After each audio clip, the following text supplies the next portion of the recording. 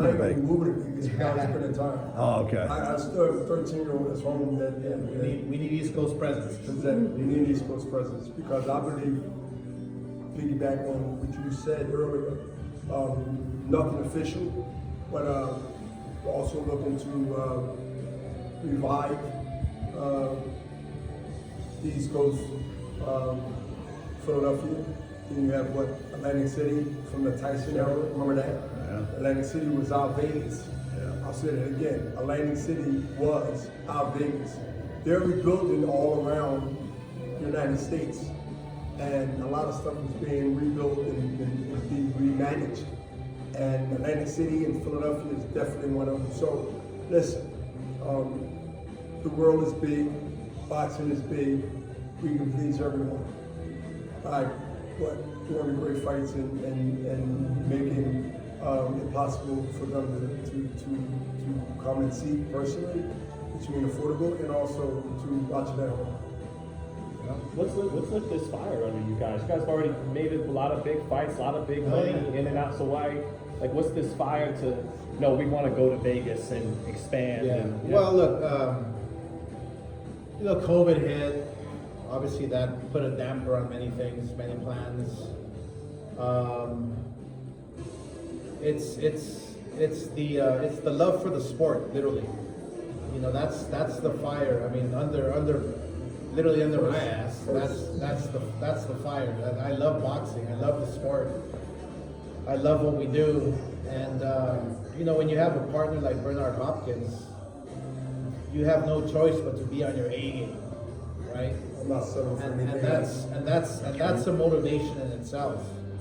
And so, when I started looking into Vegas, I thought to myself, okay, well let's do something serious, something that is going to be impactful, something that's going to not bring boxing back, but help it grow and help the momentum. We have a great momentum going right now. We have Fight of the Year and the runner-up as well. So, and then we just, collaborated on the huge pay-per-view with Ryan Garcia and Tank Davis. So, and then the possibilities this year are endless. We have a huge announcement soon that is gonna, not surprise everybody, but it's gonna be big. What is it? Can we get a preview of that? Maybe I have one more water. But it's look, I mean, Hopkins fought here many times. I fought here many times. We just got to bring it back. That's it. So it's a rematch. Right? Yeah. Sure. Oscar, you had mentioned that you talked to Aram a couple months ago when you wanted to bring everything and everybody together, all the promoters. How's that going? How's that going with him? And now that he knows that you're living here, how will that help and benefit? Well, the way it'll help is, any fighter he has that we can match up with ours, and just picking his brain. I mean, Bob Arum is one of the best. He's one of the best promoters in the world that we have today, and he has all the experience in the world. So, I love picking his brain and talking to him, and the ideas he has are incredible. So, Bob Arum is what, 92? I hope he lives for another 20 years, and so we can continue picking his brain, and he's leading the way. And so I strongly feel that, it makes it easy for me to go knock on his door and, hey Bob, let's talk boxing, and that's when you get things done. When you have people face to face.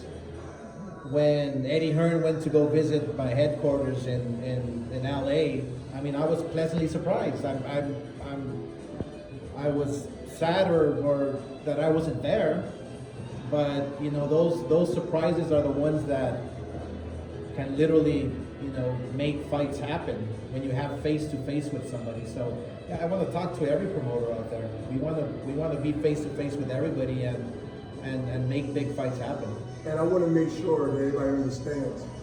As time went past, and you mentioned me and Oscar during the exhibition, it only would be in that ring. Because I am 58, be 59 in 2 weeks. My legs don't work I'll be anymore. 59 in 2 weeks, and I know if it took me 11 something rounds to catch him then, it'll take me 10 days or 10 months to catch him again. So, listen, be ready to be calm, cool, and collected, and give y'all what y'all deserve in the world of boxing, deserve, and you know what, Oscar, thanks for being strong again and again. We had to do this because we had to show that you never give up. We say this all the time as a soundbite to most people, but we say it and we mean it. You never give up. It's not easy. It's Never not give easy. up. The young fighters out there, I met 3 today.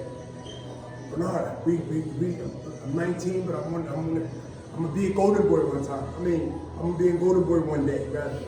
That to me is like, you know, the youth is paying attention.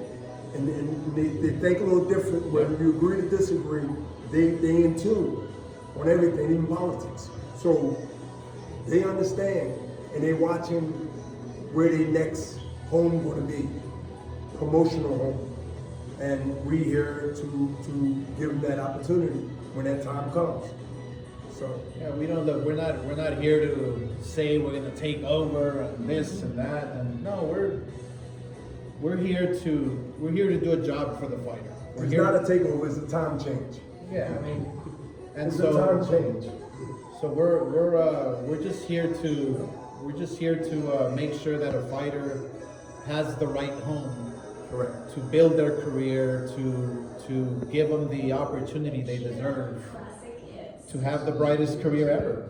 And you know, we have the experience, we have the knowledge, we have you know, we even know what we're doing. We have a great team behind us, and you know, we want to make the big fights happen. We want to be advocate. We want to advocate towards those big fights and tell all promoters, hey, you're under the gun. You're being watched, you know, with a microscope. Make those fights. Let's talk. Let's make those fights happen for the fans. So it's. I mean, we have an agenda, yes, and that agenda is to make the big fights happen. That's the bottom line. Oscar, how do you feel about eventually crossing paths with Dana White? He lives here and he's always had something to say about you. And I know he's going to say something about you encroaching on his territory. Do you think you guys can ever bury the hatchet and work together, or do you think he's always going to be a little bit second? Well, let's see. Was he born and raised here in Vegas? Yeah. Oh, he was? Mormon out here. Yeah, okay. Because I was going to say I fought here in '92. But look, I have no beef with him whatsoever. He's in the MMA world. I'm in boxing. Now, if he's going to come into boxing, that's a whole different story. Then you're coming into my world. Then we'll hopefully sit down and talk. But in the meantime, I have nothing to say about him. I have, you know, I literally have nothing to say about him. What about the Sphere? Do you think you're going to be able to put in a belt at the Sphere? Yeah, eventually. Eventually, I think we will. And we do want to be the first promoters to hold a mega event, a mega boxing event in the Sphere. The issues are technical issues. The issues are, it's all technical. You know, has nothing to do with, you know, us providing the talent or you know, them providing the venue. It's all technical. It's you know, they have this technology that is so advanced that they would not be able to transmit over our devices. So it's they're figuring it out. Let's put it that way. And but I can assure you that we hopefully would want to be the first ones to put on a boxing event. Who's the right headliner for the Sphere, do you think? Would it be Ryan? A Ryan or a Munguia, depending on what happens on the 26th with him. You know, you have a Virgil. So you know, we have plenty of fighters who can headline there. But Ryan Garcia would be ideal at 140 or 147 with anybody.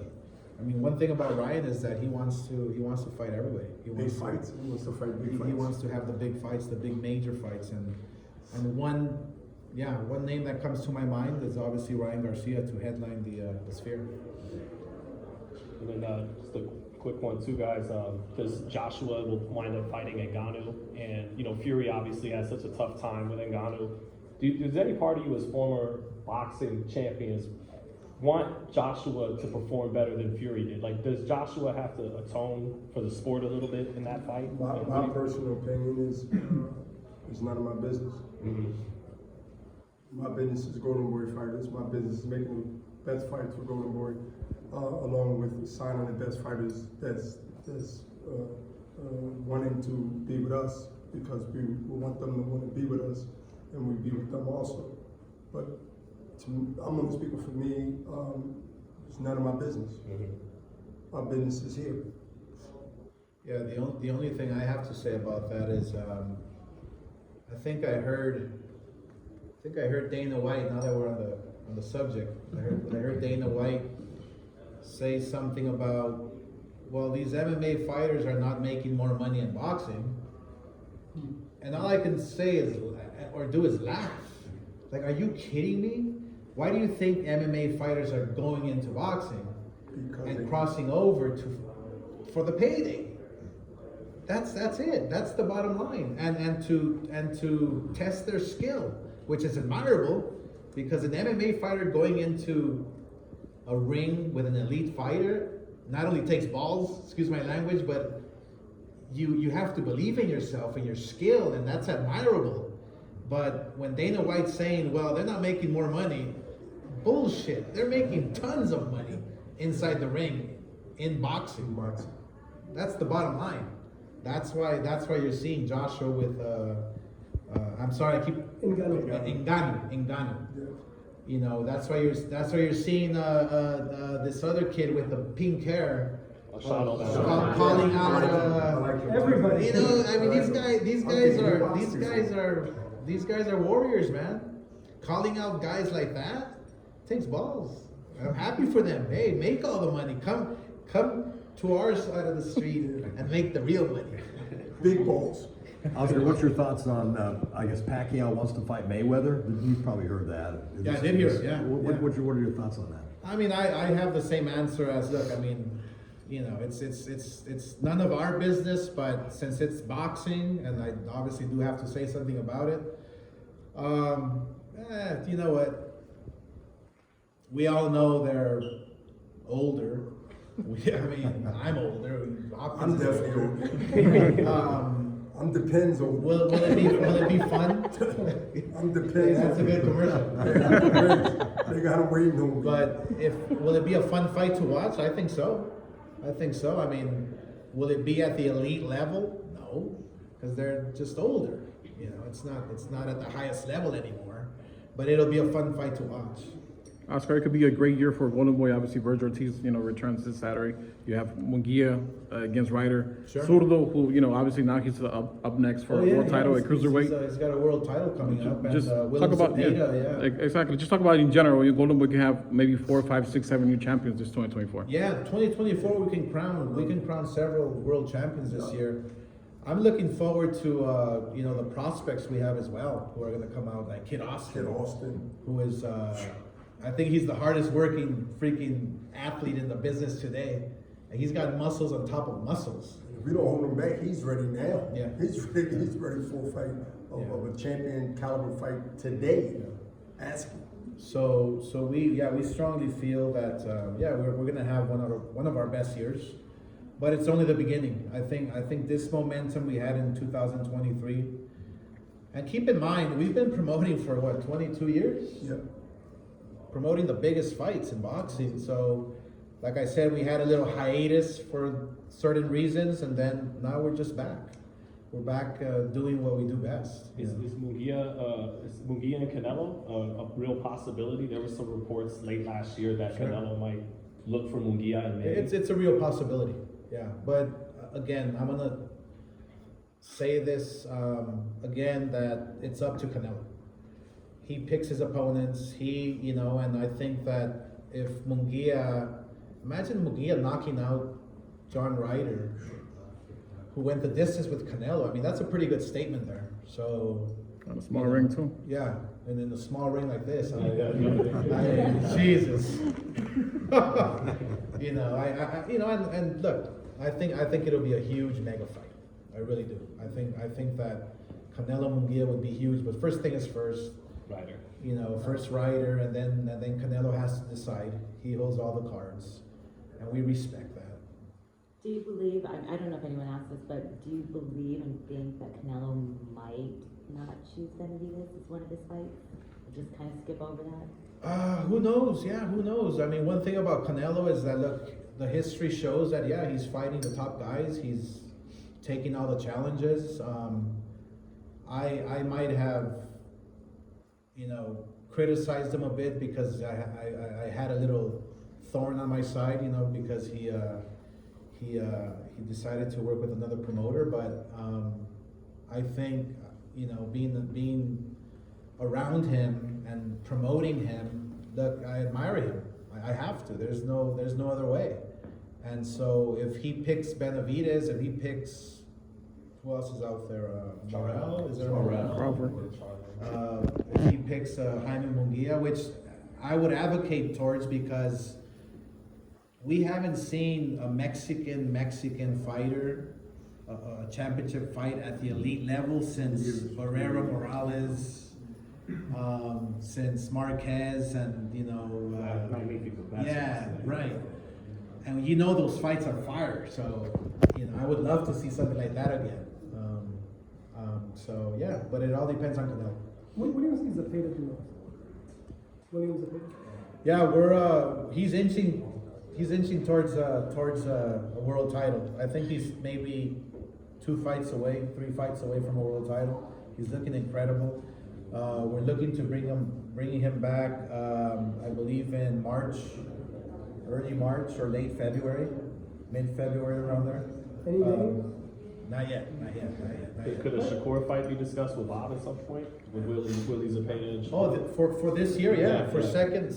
second quarter of this year or third quarter of this year, I would love that. That's one of those big possibilities. Actually, Zepeda wants Shakur. Like he loves the fact that he can fight Shakur. He always wanted him, or did he only want him after this last fight? with No, him? he always did. He always did, because he always said that he was the toughest guy out there. So. Yeah, they have some experience. They sparred before, you know, when they were young. I think both of them were still amateurs. Yeah, amateurs. Yeah, we had them face off in Houston. They both, you know, seem to want that fight happen. Yeah. So it will be a great matchup. Mexico wins the year, you know, It against would be great. the It U.S. would be awesome. Yeah. I mean, if we can do that, yeah, for the second or third quarter of this year, would love it. Now, Zepeda obviously is a guy who throws punches and bunches. Yeah. One of the more exciting, you know, fighters in boxing. Sure. How does Zepeda beat a guy like Shakur? Ooh, a lot of pressure, a lot of thinking, a lot of combinations, being in great shape, have to have good footwork.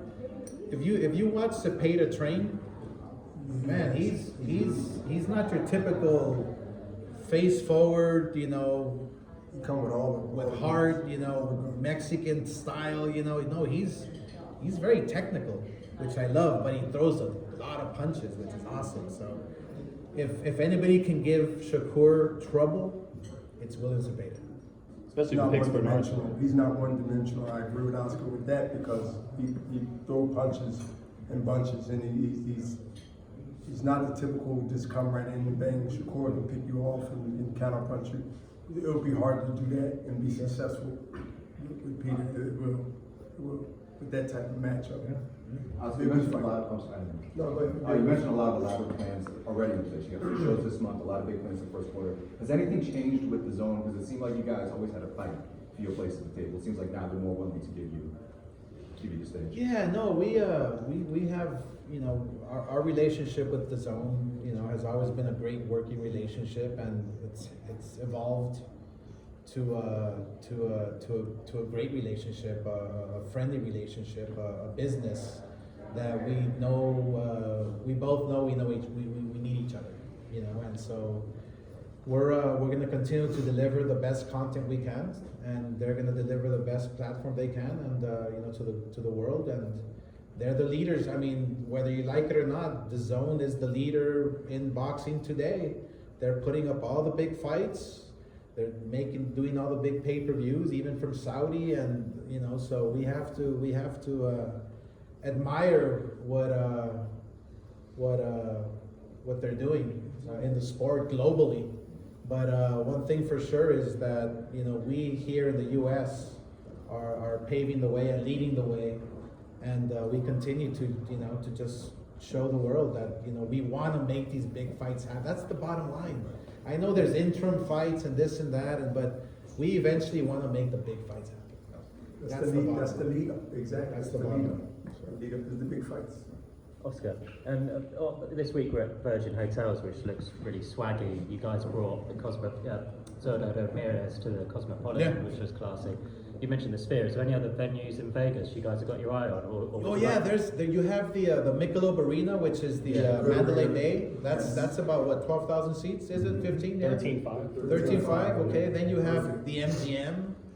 Then you have the big, you know, the big guns. There is the T-Mobile Arena. Then I mean, if you really, you know, want to get serious, you have the Allegiant Stadium, which I'm not counting out for a super fight or a super card. Canelo Munguia. You know, I mean, imagine Canelo Munguia at the Allegiant Stadium with, let's say, Virgil on the undercard, with Shakur and Cepeda on the undercard. I mean, that's the Super Bowl of boxing. There's plenty of real estate. So, How hard is it to make those fights though? Because I guess now the consensus is that if we do have a good main event, that means that the undercard's going to be trash. yeah. How can we get like you said, an event like that would sell out so many pay-per-views, Yeah. and you get the idea? What is that possible though? Well, it's look. I think other promoters have been scared to do it because it takes a lot of money. It takes a vision as well. I mean, Don King used to do it Night of Champions. with Mike Tyson and Julio Cesar Chavez on the undercard, and Felix Trinidad fighting as well. And then you had all these big Azuma Nelson on the same card. He would take that risk, but you know, where there's risk, there's reward. And so we're gonna be willing to take those risks. And that makes a great promoter, just like a great fighter take risks to be great. I mean, you have to, it's like in any business, take boxing out of any business, that you're gonna have to risk your own money when you got skin in the game. If you don't have skin in the game, and you just got the game there, then it's different. The respect is different. Yeah. But when you got skin in the game and you put it in there, trust me, they have to at least respect you and give you that attention of respect. And so, I mean, to me, Vegas is right or is out of CPR is over. You know, the CPR syndrome is over. We don't need to do that no more. We're going to make Vegas be back to